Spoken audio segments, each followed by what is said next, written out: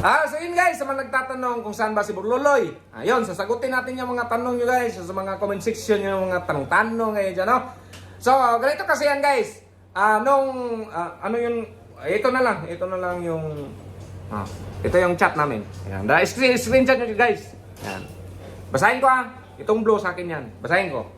Brad, makapunta ka ba dito ngayong katapusan para makastock tayo ng video para malaki-laki yung bakante natin. Yun ang sabi ko. Kasi ganito kasi yan kami mag-content. Sa loob ng isang araw, minsan kami mag-content ng 2 o 3 video. Kuha na ng araw-araw kami nag-upload. So isa lang to, may stock kaming 2. Mag-content kami ng 1 linggo, so marami kaming stock niyan. So kumbaga, kung may 10 video kami stock, so 10 araw kami makapahinga. So maganda yun. Ganun yung ano namin. So ngayon, ang reply ni Burloloy, ito, screenshot nyo na lang. Basahin ko screenshot niya. Ganito yung sabi ni Burloloy. Bisaya yung usapan namin, yung mga Bisaya naman kami. Sabi niya, hindi mo na ako makapunta dyan, Brad. Kasi ano pa yung kamay ko, yung walang lakas pa. Sabi ng doktor, over fatigue daw. At pasmo sa ugat, pasma daw sa ugat niya. Mga 2 to 3 weeks o 1 buwan ako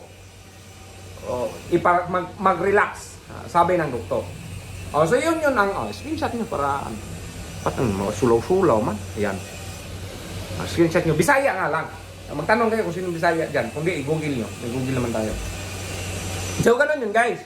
Siyempre, iba naman kung hindi ako gagawa ng video para mapatawa ko kayo, di ba? Kasi sa isip-isip ko nun, sabi ko, sige, mag 1 month. So, ano yun? Ilang araw din yun? 1 buwan siguro, 1 buwan. 2 buwan siya magpahinga. Di ba? Ang hirap din. So, ang naisisip-isip ko, yung masking yung mga tinutulungan ko, hindi ko naman sana binidyo yun. Dati pa, alam nyo yun. I-video ko na lang. Para exposure. Para ano din sa mga tao na may update ako.